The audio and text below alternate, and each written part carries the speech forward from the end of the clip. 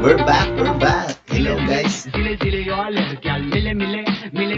Okay, this time we'll have a review or reaction sa usa ka photo.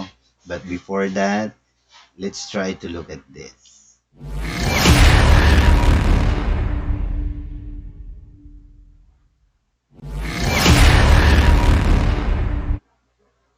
Okay, okay.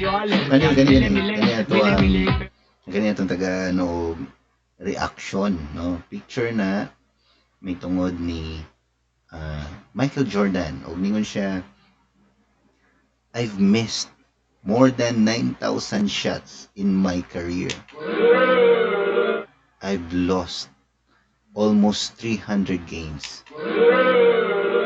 21 times I've been trusted to take the game-winning shot and missed. I failed over and over and over again in my life. And that is why I succeed. Wow. Ninduta no? Ninduta sa? Ikaw, kapila ka na-fail? Kau sa ondang na dayo, no? Sa di lang, daghan man ta. Di bitaw.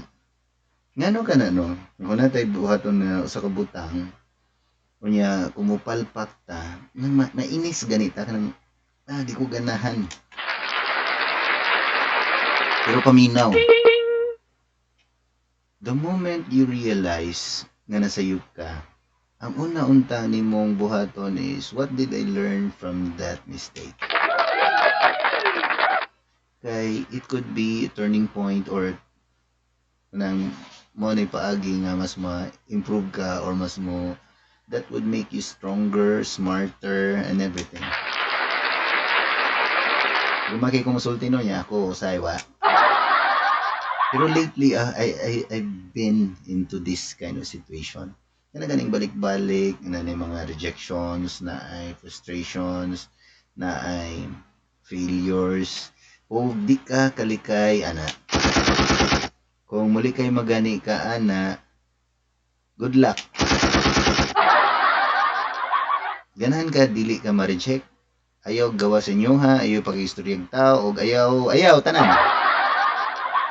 So, kung na kay gusto buhaton, o na kay ganahan buhaton, buhata, pero ay kahadlok, masayo.